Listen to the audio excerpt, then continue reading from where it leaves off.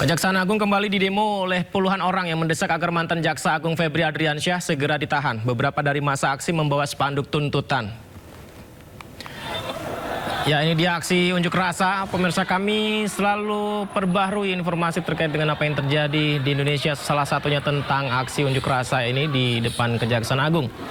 Selain mendesak Febri segera ditahan, massa juga mempertanyakan di mana keberadaan Febri. Mereka sempat aksi bakar ban bekas, namun aparat segera bereaksi untuk memadamkan. Ya, aksi ini digelar bertepatan dengan jadwal pemeriksaan Febri atas kasus dugaan korupsi dan TPPU yang menjeratnya.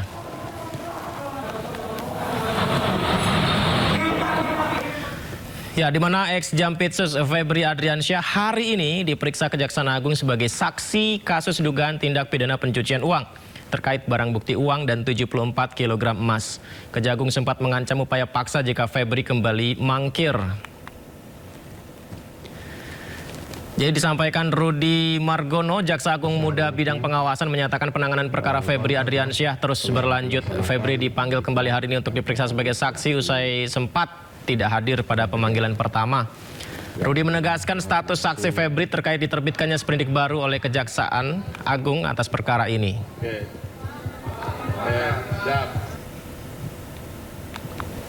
Terkait dengan penanganan perkara ex-Jampitsus terus berlanjut. Pada tanggal 20 kemarin kita menerbitkan sprindik nomor 3 terkait dengan dugaan tindak pidana TPPU.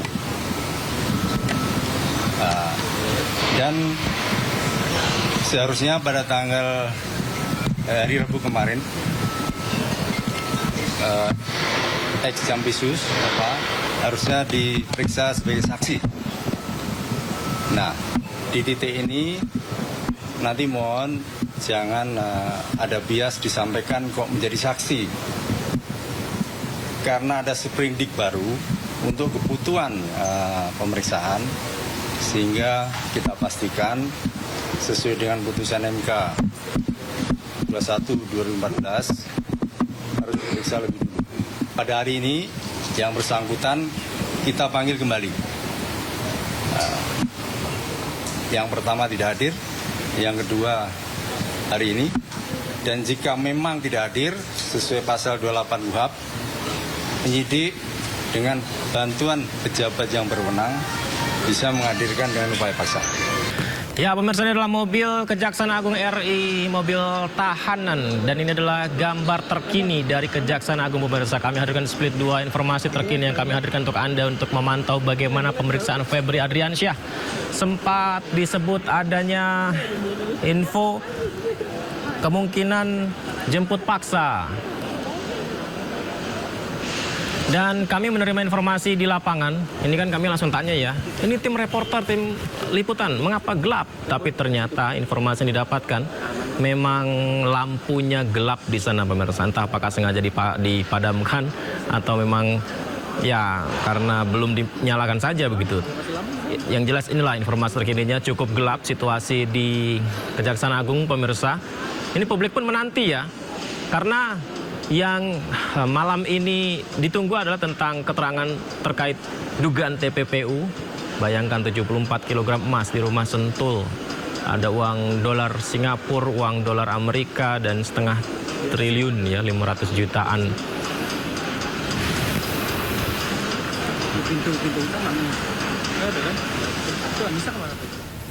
Ya, ini dinantikan publik. Febri Adriansyah diperiksa oleh teman sendiri di kantor Kejaksaan Agung. Kita bahas lebih dalam, pemirsa, bersama dengan pakar hukum pidana Hipnu Nugroho. Selamat malam, Prof. Ya, selamat malam, Mas. Prof, ini apa ya, saya merasanya kalau beberapa bulan yang lalu kan ya Febri Adriansyah sebagai Jampitsus dan rekan-rekannya menyampaikan keterangan pers, kami minta pelaku segera hadir diperiksa, kalau tidak kami jemput paksa.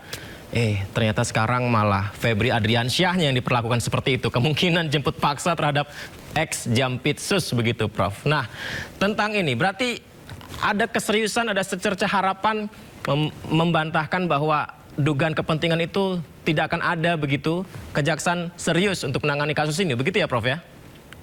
Ya, kalau menurut saya serius ya, karena ini bagian ujian Kejaksaan Agung yang terkait memeriksa dugaan tindak pidana korupsi yang dilakukan oleh pejabatnya sendiri.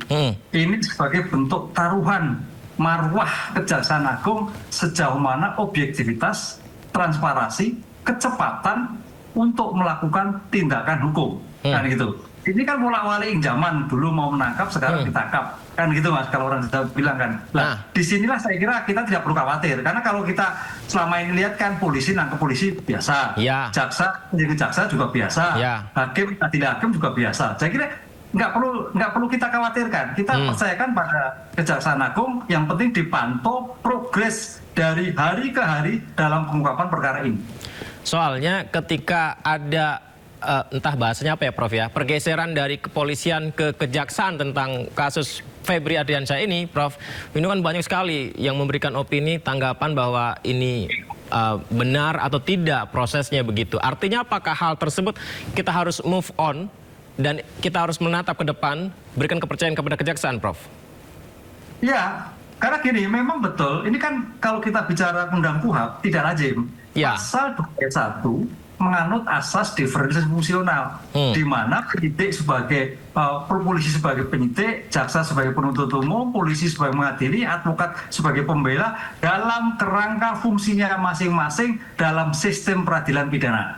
Clear itu, makanya tidak lazim. Tapi kita berpikir positif bahwa ketika penanganan itu dilimpahkan sebagai bentuk satu atap, jaksa sebagai penyidik, jaksa sebagai penuntut umum, itu satu atap. Jadi ruang koordinasinya cepat, Mas. Lain dengan antar penyidik polisi dan penyidik jaksa. Ini agak kadang-kadang timbul ego sektoral, penafsiran yang berbeda. Lah, ketika satu atap yang dilakukan oleh penyidik jaksa, penuntut umum jaksa, itu smooth. Seperti hanya penyidik KPK, jaksa KPK, smooth. Nah, itu sudah biasa terjadi. Jadi sebetulnya dalam tataran teori memang jadi problem, tapi dalam tataran praktek sudah hal biasa, dan ini sebagai bentuk kecepatan dalam konsep teori integralitas dalam pengungkapan perkara. Itu oke menurut saya. Ya. Nah, kalau bicara soal pertanyaan kepada Febri dan juga pembuktian, ingin tahu ini milik siapa saja, emas 74 kg, uang ratusan juta rupiah dalam dolar Amerika, dolar Singapura, gimana peluang ataupun untuk melihat membuka bukti ini bisa kebuka jelas, Prof? Ya, kita apresiasi Kejaksaan Agung hari ini atau kemarin yang menempatkan sprindik baru tentang TPPU.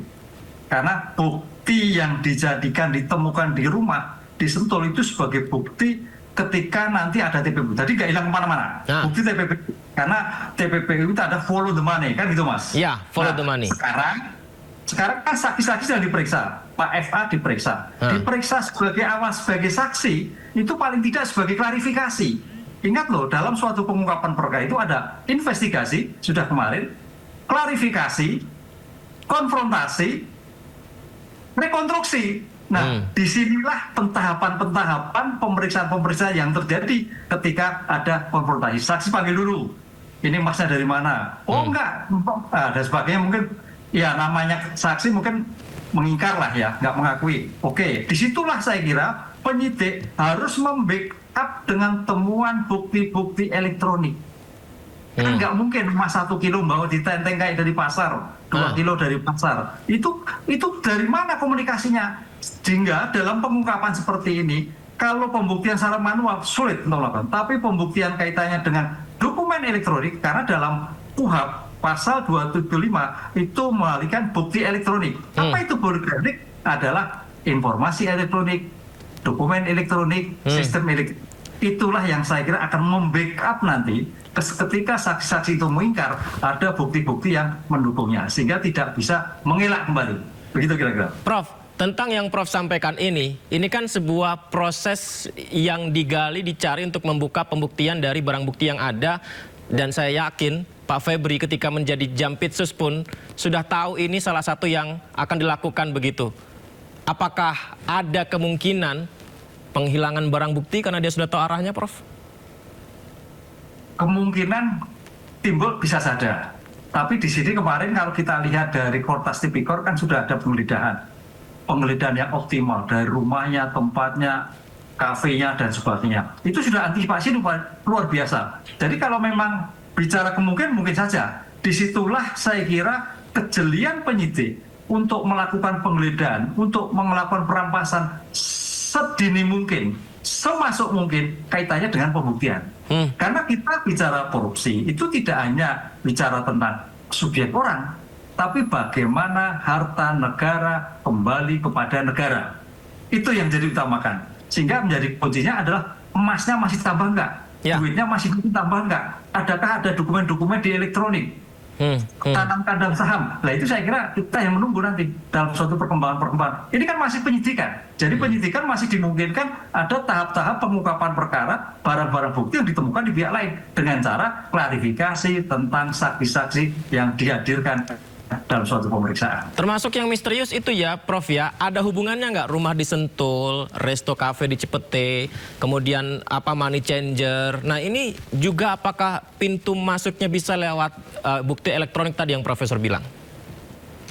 Iya, sekarang kalau kita melihat kejahatan manual itu nggak mungkin. Gratifikasi itu nggak mungkin di bareng nyoh, nggak ada. Pasti lewat ada situasi secara elektronik. Suap demikian juga nggak mungkin, perjanjian langsung nggak mungkin. Di situ yang dilakukan. Makanya kalau kita lihat pasal 235 KUHP baru itu meletakkan sebagai bentuk perluasan alat bukti ini. Alat bukti kaitannya dengan barang bukti dan bukti elektronik. Kalau dulu barang bukti itu barang yang belum masuk kualifikasi, tapi kalau barang itu satu kaitannya dengan sarana atau alat tentang tujuan tindak pidana. Jadi sudah dilakukan belum oleh penyidik? Kedua, sarana atau alat objek tindak pidana. Sudah dilakukan belum? Yang sekarang baru aset barang hasil tindak pidana. Lah yang kita publik baru tahu kan baru aset tindak pidana. Yang terakhir emas maupun uang. Tapi bagaimana sarana alat itu yang kita publik belum mendengar dari para penyidik. Saya jadi penasaran ini loh Prof, kan gimana ya menganalogikannya. Misalnya saya siaran berita nih Prof ya, saya kan diajarin untuk nanti ketika saya wawancara profesor arah pertanyaannya akan ke sini. Artinya kan kita belajar dari karena profesi saya gitu. Nah seorang jampitsus yang pernah bertugas sebagai jampitsus begitu Prof, ketika walau alam bisawab bagaimana pembuktiannya di persidangan, ada dugaan kejahatan di situ. Apakah mungkin dia mengetahui bagaimana pembuktian ini akan bisa disamarkan karena dia pun pernah menindaklanjuti kasus-kasus kejahatan begitu Prof. Nah artinya apakah ini tingkat kesulitannya tinggi Prof? Kalau kita bicara konsep teori tidak ada yang sulit. Tidak ada yang sulit? Tidak ada yang sulit. Dalam suatu konsep kriminalistik tidak ada suatu kejahatan yang menghilangkan jejak sama sekali. Pasti menghilangkan jejak. Iya. Dan disinilah yang saya katakan tadi adalah bukti elektronik yang mengungkap. Bahkan kalau di persidangan nanti, itu ada bukti-bukti lain yang belum dilakukan di penyidikan. Bisa dibuka kembali, disampaikan dalam persidangan. Makanya dalam konsep pembuktian dalam KUHP lama, itu tertutup. Istilahnya, tertutup itu hanya yang disampaikan oleh penyidik atau penuntut umum. Sekarang penyidikan dalam KUHP baru terbuka. Artinya ketika dalam suatu persidangan ada bukti baru, sepanjang yang dilakukan oleh itu sah, mempunyai nilai suatu bukti. Nah gitu. Ini yang menjadikan suatu perubahan dari bukti tertutup menjadi bukti terbuka. Ada yang juga mempersoalkan mengenai status Prof. Ini masih saksi di kasus yang ini, sprindik yang ini harusnya tersangka. Kemarin juga sempat berubah-ubah tuh Prof. Dari tersangka, saksi jadi tersangka lagi begitu. Dan juga ada yang bertanya mengapa tidak ditahan, padahal Don Rito ditahan, mengapa dibedakan. Kalau Profesor gimana Prof? Kalau terhadap saksi, saya melihatnya bentuk antisipasi Kejagung untuk terhadap menghindari adanya suatu gugatan-gugatan pihak tersangka. Karena dalam suatu penetapan tersangka, itu memang kalau kita lihat KUHP lama, itu sudah jelas bahwa ketika penetapan tersangka suatu proses dan dugaan, dua alat bukti plus diperiksa sebagai tersangka. Di Baris kemarin belum. Prof, izin Prof, soal pemeriksaan kita tahan dulu ya. Kita ternyata ada informasi terkini. Ini janjian ada gambar Febri Adriansyah. Kita simak dulu ya Prof ya. Ini ada Anissa Rizkia di Kejaksaan. Silakan Anissa. Jampitsus Febri Adriansyah di depan gedung utama Kejaksaan Agung Republik Indonesia. Dan memang ada 2 pintu keluar yang nantinya bisa dilewati oleh kendaraan tahanan ini, yang mana nantinya kami pun juga awak media akan melakukan pemantauan apakah nanti akan ditahan di rutan mana. Kami juga terus akan mengkonfirmasinya kepada pihak Kejaksaan Agung Republik Indonesia Camar. Dan hingga saat ini juga awak media yang tadinya berada di area lobi, tadi kami sempat melihat begitu gedung sempat dimatikan lampunya beberapa saat, dan kami pun juga akhirnya mencari jalan ataupun pintu yang lain apabila nantinya dari ex-Jampitsus ini akan meninggalkan gedung utama Kejaksaan Agung Republik Indonesia. Kita nantikan bersama Camar, karena seluruh masyarakat Indonesia pun juga menantikan bagaimana lanjutan dari kasus yang menjerat dari ex-Jampitsus Febri Adriansyah. Sementara saya kembalikan kepada Anda di studio. Baik. Ini adalah gambar di lokasi ya pemirsa dan Profesor Hipnu ya. Ini kita lihat, nih, seperti ini nih pemirsa. Anda bayangkan ya, lampu mati, gelap. Wartawan, reporter, tim liputan tetap nyari jalan. Depan kosong, ke belakang. Kiri kosong, ke kanan. Semua dicari, ditelusuri dengan maksimal oleh jurnalis Indonesia yang luar biasa ini pemirsa. Bayangkan, ini kerja seperti ini sangat tulus ya. Bukan berarti ingin dapat emas 74 kg. Iya Prof ya. Tadi reporter kita Prof bilang katanya lampu mati kami tidak bisa lewat. Kami ke kanan, ke kiri. Itu luar biasa jurnalis kita Prof. Ya, ternyata masih belum ada gambar Febri Adriansyah. Mungkin sambil lanjut kita berbincang lagi ya Profesor ya. Tentang pemeriksaan tadi Prof. Memang di kepolisian kan belum ada pemeriksaan terhadap Febri Adriansyah Prof ya. Ini artinya apakah memang harus diteruskan di kejaksaan Prof? Ya, artinya ya diteruskan. Tapi ketika yang jadi problem itu kan penetapan. Ini kan debatable. Ketika penetapan tersangka, itu kalau kita melihat kuhap lama, itu harus diperiksa dulu sebagai saksi. Sebagai saksi. Makanya sekarang kalau kita lihat Kejaksaan Agung, ketika menempatkan FA sebagai terduga kasus TPPU sebagai saksi dulu, dan itu loh. Baru sebagai saksi, baru kemudian mungkin 2 hari 3 hari meningkat menjadi tersangka. Ya, karena putusan MK itu menentukan bahwa seseorang yang diperiksa sebagai tersangka harus didahului sebagai saksi.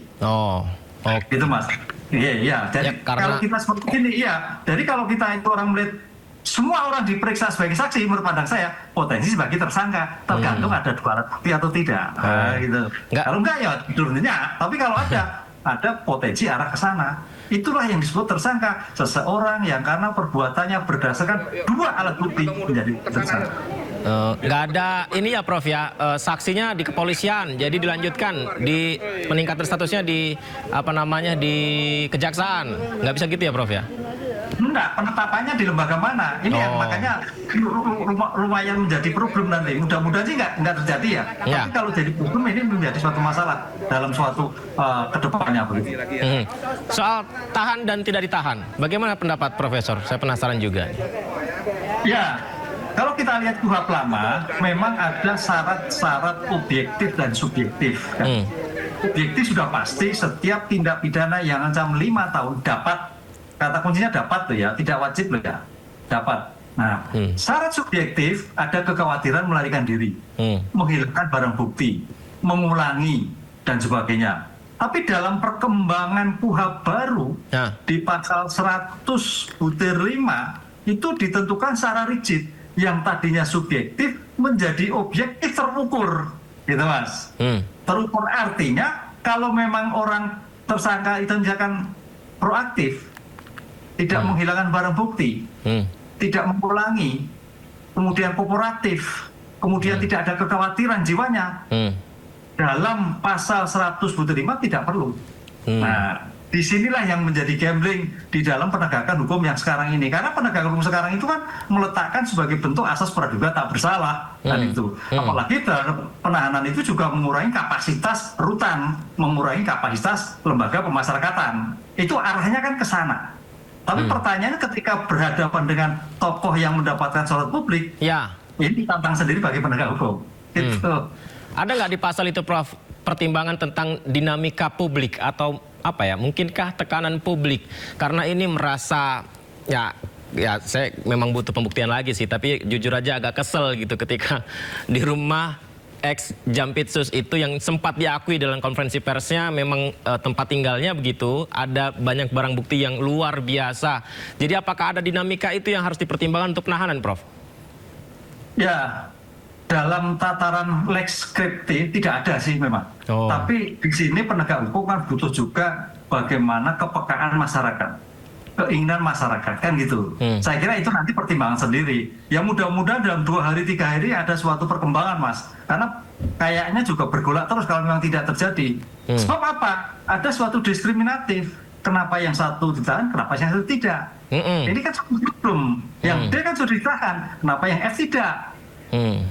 Kan gitu, itu yang menjadikan suatu dinamika di dalam suatu pergulatan masalah pendapat-pendapat hukum tadi. Ada yang berpendapat kalau kasus ini hanya terhenti di 2 nama saja, Don Rito dan Febri Ardiansyah, maka ini game over. Ada yang berpendapat demikian, Prof. Apakah setuju dengan itu, Prof?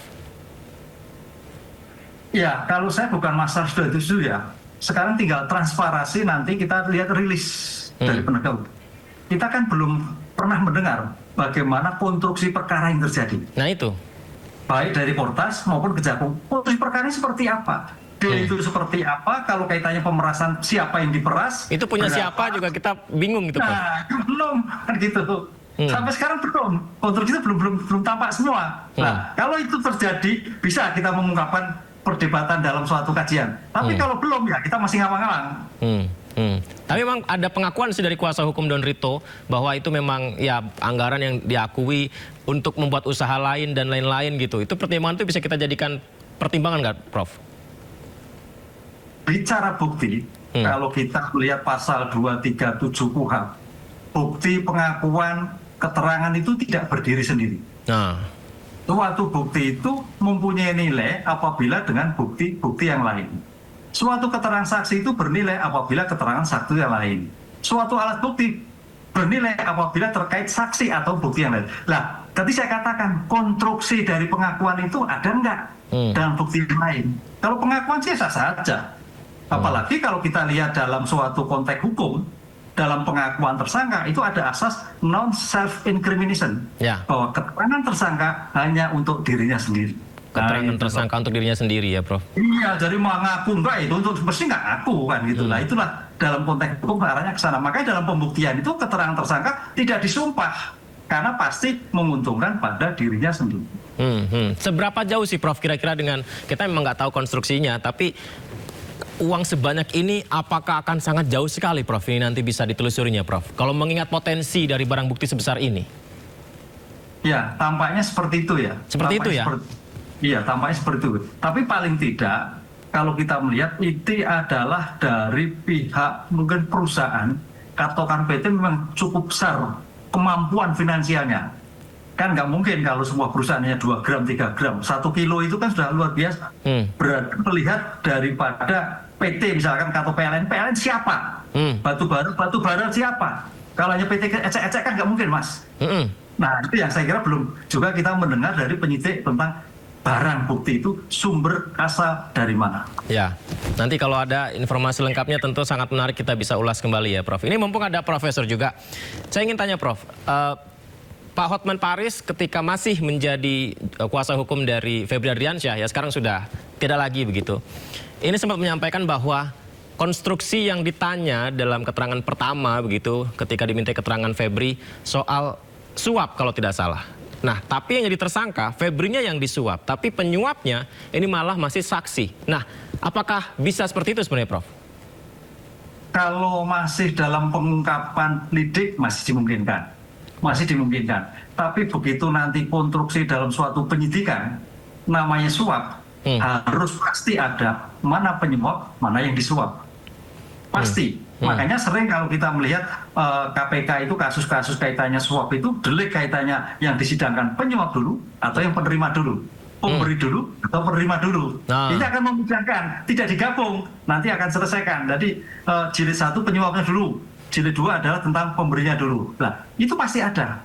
Itu akan voltoid lagi ketika sudah ada penyerahan barang. Apa itu suap? Ketika ada penyerahan. Lepasnya penyerahan itu sudah bagian dari delik suap. Karena deliknya adalah delik formil. KPK sebagai supervisi nih Prof, apakah sampai saat ini memang belum saatnya untuk mengambil alih kasus ini? Kita beri kesempatan kejaksaan untuk membuktikannya dulu? Atau KPK bisa ambil alih karena ini sesuai dengan undang-undang Prof? Ya, kalau sesuai undang-undang memang dimungkinkan pasal 10A Undang-Undang KPK. Tapi dalam 10A itu kan ada 3 poin yang menjadikan syarat dari 6 poin yang ada. Satu, kaitannya adalah penanganan yang berlarut-larut. Pertanyaan ini berlarut-larut tidak. 2, penanganan yang berpotensi menimbulkan korupsi lagi. 3, penanganan yang ada intervensi. Apakah itu intervensi eksekutif, legislatif, atau yudikatif? Tampak atau tidak? Kan itu Mas. Kalau tidak tampak ya saya kira Kejaksaan Agung lurus-lurus saja. Tapi kalau ada lah itu baru kemungkinan. Berlarut-larut, kemungkinan ada kejahatan lanjutannya dan intervensi ya Prof? Intervensi, betul. Kalau kita lihat sekarang ini juga yang gini Prof, ini kan polisi yang mengusut awalnya ya Prof ya, dan banyak kasus-kasus yang ditangani, dipimpin penanganannya oleh Febri Adriansyah salah satunya kan. Kalau ini tidak bergerak polisinya begitu Prof, publik bertanya Prof, jadi apakah persidangan ataupun pembuktian hukum kasus-kasus di Indonesia ini dipimpin oleh sosok yang tidak benar dalam tindakannya Prof? Wah, itu terlalu jauh Mas. Itu memang kami jadi menjatuh ke sana. Bagaimana Prof? Ya, memang namanya penegakan hukum itu kadang-kadang ya seperti ini ya. Jadi kadang-kadang jargoni ya. Jadi ternyata di atas itu yang melakukan suatu tindak pidana. Nah itu yang terjadi. Makanya kalau kita lihat Pak Presiden kemarin menyatakan ada oligarki, ada mafia, lah inilah saya kira bagian dari mafia-mafia yang disampaikan oleh Presiden. Apakah mafia tambang, mafia pajak, mafia-mafia yang lain. Nah, ini saatnya di antara penegak hukum itu saling mengutip, saling membuka, itu bagus itu. Tapi kalau kita lihat konsep membuka secara internal misalkan dalam suatu institusi malah biasanya saling fitnah. Tapi kalau dari luar nggak bisa berbuat apa-apa. Maksud saya begitu, artinya kita masih punya harapan untuk menegakkan hukum keadilan di Indonesia, Prof? Oh masih punya harapan. Karena apa? Kita lihat cita Presiden ke-7 itu adalah pemberantasan korupsi. Disinilah saya kira penegak hukum, apakah polisi, apakah jaksa atau Kejaksaan Agung KPK, bahu-membahu dalam mengungkap suatu korupsi. Ingat loh, napas suatu negara adalah bersih, karena ini kaitannya dengan investor asing, kaitannya harga diri suatu negara. Bahkan dikatakan Kejaksaan Agung itu sebagai cermin penegakan hukum. Makanya di sini dikatakan sebagai tantangan sendiri bagaimana mengungkap subjektifnya. Jaksa sebagai cermin penegak hukum, karena sebagai pengendali perkara, polisi sebagai cermin Kamtipmas, karena sebagai cermin perlindungan masyarakat. Nah, karena tidak bisa dipungkiri prestasi kejaksaan pun juga luar biasa ketika menunjukkan barang bukti yang dihasilkan begitu ya Prof ya? Iya, makanya sudah luar biasa. Ini makanya suatu titik balik ini. Disinilah saya kira sebagai bentuk bagaimana Kejaksaan Agung dengan menangani perkara ini akan membalikan marwah kembali sebagai lembaga yang dipercaya oleh masyarakat. Nah, ini yang menjadi berat-berat. Baik, ketika ada niat untuk mengembalikan marwah dipercaya publik masyarakat Indonesia, tentu rakyat Indonesia seluruhnya mendukung. Prof, terima kasih ya. Saya kurang sebenarnya ngobrol sama Profesor. Mungkin nanti next kita bisa ngobrol kembali ya Prof ya. Baik yang lebih dalam lagi begitu. Boleh ya Prof? Ya. Terima kasih Prof. Selamat malam. Assalamualaikum. Selamat malam warahmatullahi wabarakatuh.